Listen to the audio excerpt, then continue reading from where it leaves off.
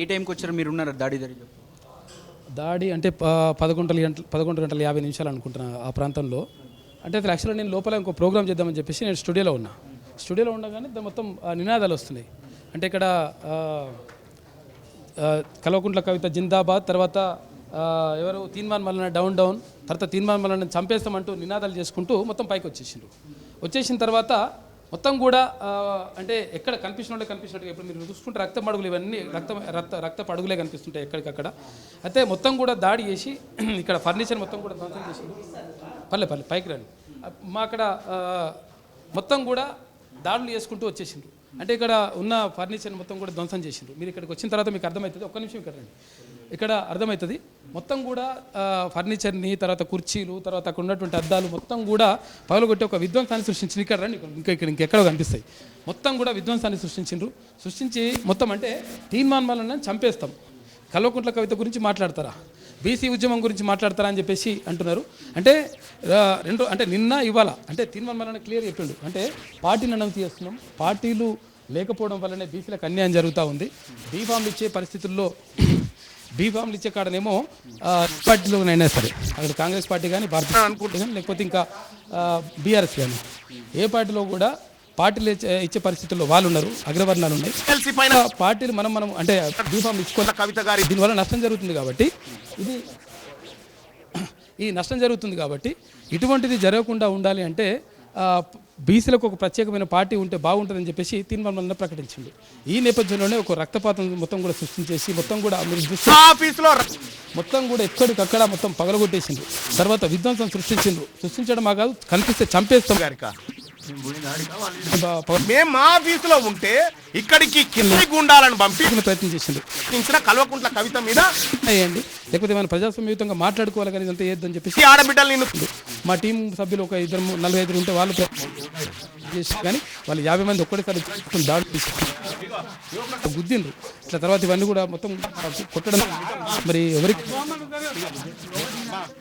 వాళ్ళ పరిస్థితి ఎట్లుంటుందో ఇంకా తెలియదు. ఇంకా అయితే రకరకాలుగా ఇదంతా కూడా బ్లడ్ మొత్తం కూడా ఒక భయానకమైనటువంటి వాతావరణాన్ని సృష్టించడం ద్వారా, అంటే ఇట్లా భయానకమైనటువంటి వాతావరణాన్ని సృష్టించడం ద్వారా మొత్తం ప్రజాస్వామ్యంలో నేను ఉంటా అనుకుంటుందేమో తెలియదు కల్వకుంట్ల కవిత. కాకపోతే అంటే ఇది కరెక్ట్ కాదు. ఎందుకంటే ప్రజాస్వామ్యంలో మరి గతంలో ఇప్పుడు ఎందు గురించి మాట్లాడిందంట, ఎందుకు కల్వకుంట్ల కవిత గురించి మాట్లాడినందుకు ఇట్లా దాడులు చేసామని చెప్పేసి అంటున్నారు కొన్ని మీడియా సంస్థలలో.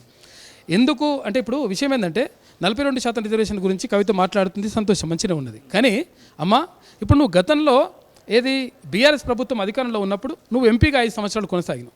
ఆ తర్వాత 5 సంవత్సరాలు ఇప్పుడు ఈ ఎమ్మెల్సీగా కూడా కొనసాగుతూ ఉంది. ఆమె బీఆర్ఎస్ నుంచి ఎన్నికైంది, చేసిన తర్వాత ఇప్పుడు ఆమె ఎమ్మెల్సీగా ఒకటే సభల్లో అక్కడ మండలిలో అక్కడ తీన్మాన్ మల్లన్న, తర్వాత ఎమ్మెల్సీ కల్వకుంట్ల కవిత కూడా ఇద్దరు ఉన్నప్పుడు నిజంగా ఒకవేళ మీకు బీసీ ఉద్యమాన్ని గురించి మాట్లాడుతుంటే మీకు ఏమైనా అట్లా అనిపిస్తే, లేకపోతే అంటే ఎందుకనంటే ఆమె ఏది రైలు రోకో కార్యక్రమం పెట్టింది, తర్వాత ఇంకో కార్యక్రమం పెట్టింది, తర్వాత ధర్నా చేస్తా అని చెప్పింది, తర్వాత 42% రిజర్వేషన్ అన్నది, తర్వాత ఇవన్నీ చేస్తూ ఉందన్నట్టు.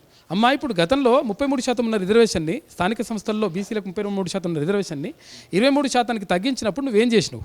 మీ నాయన ముఖ్యమంత్రిగా ఉన్నావు, నువ్వు ఎంపీగా ఉన్నావు, నువ్వు ప్రభుత్వంలో భాగంగా ఉన్నావు, 10 సంవత్సరాలు లేని ఇయ్యాలు ఎందుకు మాట్లాడుతున్నావు అని చెప్పేసి అనడంతో ఆమె తట్టుకోలేకపోతుంది. దీంతో దాడులు చేస్తూ ఉంది. దాడుల సంస్కృతి కరెక్ట్ కాదు, దాడులు చేయడం కాదు, చంపేద్దామని తీన్మాన్ మల్లన్నని తర్వాత మేము మాట్లాడిన రక్త మడుగులు మొత్తం మీరు చూసారు కదా, ఎక్కడ కూడా రక్త మడుగులు కనిపిస్తూ ఉన్నాయి. కాబట్టి చంపేస్తాం, తర్వాత ఇక్కడ ఉన్నటువంటి వాళ్ళని చంపేస్తాం. ఇక చంపేస్తే ఇక బీసీ ఉద్యమాన్ని మొత్తం కూడా అడ్డుకోవచ్చు, బీసీ ఉద్యమం అయిపోతుందని చెప్పేసి ఆమె అనుకుంటుంది. కానీ ఎట్టి పరిస్థితుల్లో దీనివల్ల సమాజానికి ఒక గట్టి సంకేతం వెళ్ళింది. అంటే బీసీలకు అన్యాయం జరుగుతూ ఉంది, మాట్లాడుతుంటే తీన్మాన్ మల్లన్న పైన దాడి జరిగింది కాబట్టి మేమంతా ఉన్నామనేటువంటి మాట అందరూ కూడా చెప్తా ఉన్నారు. కాబట్టి అన్ని పార్టీలు, తర్వాత జర్నలిస్టులు, ఇటు ప్రజా సంఘాలు అందరూ కూడా స్పందించాల్సిన అవసరం ఉన్నది. మొన్న మహా టీవీ మీద దాడి జరిగితే అందరూ కూడా స్పందించిండ్రు, సంతోషం. తర్వాత ఇప్పుడు కూడా స్పందించాల్సిన అవసరం ఉంది. లేకపోతే ఏమవుతుందంటే యాక్చువల్గా ఇమీడియట్గా కల్వకుంట్ల కవిత మీద అటెంప్ట్ మర్డర్ కేసు పెట్టేసి తీసుకొని ఫస్ట్ అరెస్ట్ చేయాలి ఇప్పుడు. ఎందుకంటే వాళ్ళకి సంబంధించినటువంటి ఒక 2 వాట్సాప్ చాట్స్ కూడా ఉన్నాయి, అవి పోలీసులకు మనం అందజేసినాం. పోలీసులు వాటిపైన ఇంకా మొత్తం చూస్తూ ఉన్నారు. అది అంతా కూడా మొత్తం వచ్చిన తర్వాత 100% ఇప్పుడు ఫస్ట్ ఆమెను ఇమీడియట్గా అరెస్ట్ చేయాలని చెప్పేసి డిమాండ్ చేస్తున్నాం.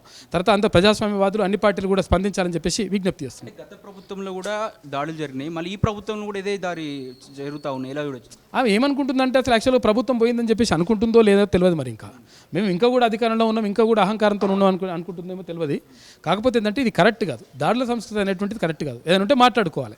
నిజంగా ఒకవేళ నీకేమైనా వ్యాఖ్యలు ఏమైనా ఒకవేళ నీకు హర్ట్ అనిపించినాయి అనుకో, హర్ట్ అయితే నువ్వు మాట్లాడు, లేకపోతే సోషల్ మీడియా మాట్లాడు, లేకపోతే మీడియా ముందు వచ్చి మాట్లాడు, లేకపోతే ప్రజాస్వామ్యయుతంగా ఇప్పుడు ధర్నా అయ్యి, లేకపోతే ఇటువంటివి చేసుకోవచ్చు ప్రజాస్వామ్యంలో. కానీ నువ్వు ఒక ప్రజాప్రతినిధిగా ఉండి తర్వాత ఒక సంస్థను పెట్టుకొని తర్వాత ఇంకా కిరాయి గుండాలను పెట్టుకొని తీసుకొచ్చేసి ఇట్లా దాడులు చేస్తాం, చంపేస్తాం అంటే మాత్రం ఇది ప్రజాస్వామ్యంలో కరెక్ట్ కాదు. కాబట్టి ఆమెనే ఆలోచించుకోవాలి, లేకపోతే 100% ప్రజలు బుద్ధి చెప్తారు. అది తర్వాత విషయం. కానీ మొదటగా ప్రభుత్వం దీనిపైన స్పందించి తర్వాత పోలీసులు ఆమె పైన కేసు నమోదు చేసి ఇమీడియట్గా తీసుకొని ఆమెను అరెస్ట్ చేసి లోపలేయాల్సినటువంటి అవసరం ఉన్నది. మల్లన్న పైకి వెళ్ళారా మొత్తం వచ్చిన వాళ్ళంతా? మల్లన్నపైకి వెళ్తేనే అసలు యాక్చువల్గా ఇక్కడ నుంచి అంత విధ్వంసం సృష్టించిన తర్వాత మల్లన్నపైకి వెళ్తేనే అప్పుడు అక్కడ మల్లన్న గన్మెన్ దగ్గర ఉన్నటువంటి తీన్మన్ మల్లన్న గారి దగ్గర ఉన్నటువంటి గన్మెన్ని గన్ లాక్కొని మల్లన్నను అంటే కాల్చేటువంటి ప్రయత్నం చేస్తే అప్పుడు ఆత్మరక్షణలో భాగంగా తప్పని పరిస్థితుల్లో గాలిలో కాల్పులు జరిపినారు. ఇక్కడ మాకు బాధితులు వచ్చిండ్రు, బాధితులు వస్తే ఆ బాధితులపైన కూడా దాడి చేసిండ్రు. అంటే మా దగ్గరికి ఎప్పుడు కూడా రోజు 150 మంది బాధితులు వస్తారు. ఎందుకంటే రకరకాల సమస్యలతో వస్తారు. సమస్యలతో వస్తే మనం వివిధ రకాల అధికారులతో మాట్లాడతాం, ఆయా పార్టీల నాయకులతో మాట్లాడతాం, ఎమ్మెల్యేలు అట్లా మాట్లాడుతాం. తర్వాత ఇంకోటి ఏంటంటే క్యూ న్యూస్కి వస్తారు, ఏదైనా ఉంటే బాగుంటే చెప్పుకుంటారు. వాళ్ళు చెప్పుకోవడం ద్వారా వాళ్ళ అంటే అధికారులకు మాట్లాడితే అధికారులు కూడా స్పందిస్తారు. అంటే ఎందుకంటే న్యాయబద్ధంగా ఉంటే నిజంగా లీగల్గా ఉంటే చేసి పెట్టండి అని చెప్పి చెప్తే వాళ్ళు కూడా చేసి పెడుతున్నారు అధికారులు, వాళ్ళకు కూడా ధన్యవాదాలు. అయితే ఈ నేపథ్యంలో ఇక్కడికి వస్తే సమస్యలు పరిష్కారం అయితే అని చెప్పేసి చాలామంది ప్రజలు కూడా ఇక్కడికి వస్తుంటారు. అయితే ఈ నేపథ్యంలో అయితే ఎందుకు ఆమెకు ఇట్లా అవుతుంది అంటే 42% రిజర్వేషన్కి సంబంధించి ఆమె ఫైట్ చేస్తుంది. అమ్మా నువ్వు ఫైట్ చేసినావు మంచిగా ఉన్నది, మీ నాయన ఉన్నప్పుడు ఏం చేసినావు? 33% రిజర్వేషన్ 23% తీసుకొస్తే నువ్వు సపోర్ట్ చేయలేదు, ఇప్పుడు నువ్వు చేస్తున్నంత డ్రామా అని చెప్పేసి అనడంతో ఇట్లా జరుగుతూ ఉంది. తర్వాత ఇంకొకటి ఏంటంటే పార్టీ పెడతామనేటువంటి అనౌన్స్ చేసిండు తీర్మానం వలన నిన్న, తర్వాత ఇవాళ కూడా. ఈ నేపథ్యంలో వాళ్ళు తట్టుకోలేకపోతున్నారు. అంటే అగ్రవర్ణాలదే మన రాజ్యం ఉండాలి, ఒకవేళ ఇటువంటి మాట్లాడే వాళ్ళని చంపేస్తే మొత్తం కూడా దీన్ని అణిచేయచ్చు అనేటువంటి ఫీలింగ్తో ఉన్నట్టున్నారు. అందుకని ఇటువంటి దాడులు జరిగినట్టుగా కనిపిస్తూ ఉంది. చూస్తూ ఉన్నాము ఇక్కడ డోర్ కూడా మొత్తం బ్లడ్, ఇక్కడ కింద కూడా మొత్తం బ్లడ్ మార్కలే కనిపిస్తున్నాయి మనకి. ఇక్కడ మొత్తం ఫర్నిచర్స్ మొత్తం ధ్వంసం చేశారు.